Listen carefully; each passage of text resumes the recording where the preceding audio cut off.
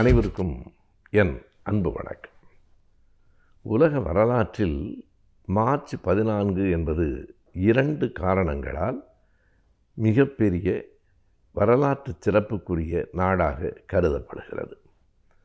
1879 ஆண்டு மார்ச் 14ஆம் தேதி இந்த உலகத்தின் மிகப்பெரிய ஓர் அறிஞர் குழந்தையாக பிறந்தார். அவருடைய பெயர் ஆல்பர்ட் ஐன்ஸ்டீன் என்பது. நியூட்டனுக்கு பிறகு ஒரு 2 நூற்றாண்டு காலம் இந்த உலகம் நியூட்டனின் அறிவியல் கண்டுபிடிப்புகளுக்கு உள்ளேதான் இருந்தது. அதனை மீறி நியூட்டன் சொன்னதையும் தாண்டி அடுத்த கட்டத்திற்கு உலக அறிவியலை அழைத்து சென்றவர் ஆல்பர்ட் ஐன்ஸ்டீன் தான். அவருடைய கண்டுபிடிப்புகள் இன்றைக்கும் பேசப்படுகின்றன. 1905ஆவது ஆண்டு அவர் 1879 பிறந்தார்.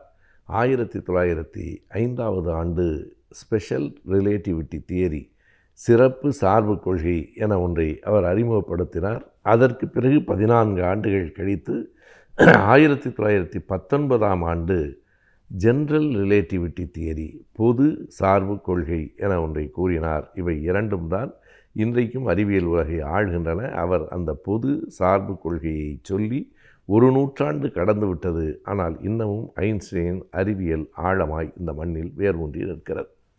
இது மட்டுமே அந்த தேதிக்கான சிறப்பு இல்லை. அவர் பிறந்து 4 வயது குழந்தையாக இருக்கிற போது 1883ஆவது ஆண்டு உலகத்தின் ஒரு மிகப்பெரிய தத்துவ அறிஞன் இறந்து போய்விட்டார். அவருடைய பெயர் Karl Marx. Karl Marx 1883 March 14 தான் பிறந்தார். மார்ச் 14 என்பது அறிவியல் அறிஞர் ஆல்பர்ட் ஐன்ஸ்டீன் பிறந்த நாள், தத்துவ மேதை காரல் மார்க்ஸின் நினைவு நாள். இரண்டும் அதே மார்ச் 14 தான். காரல் மார்க்ஸ் பற்றி இன்றைக்கு கூட சிலர் ஏதோ பேசி கொண்டிருக்கிறார்கள் அல்லது உளறி கொண்டிருக்கிறார்கள்.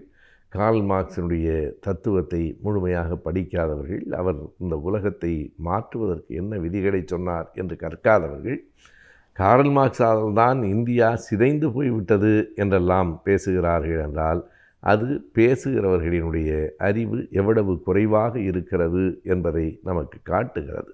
காரல் மார்க்ஸ் மற்றவர்களிடமிருந்து எப்படி வேறுபடுகிறார்?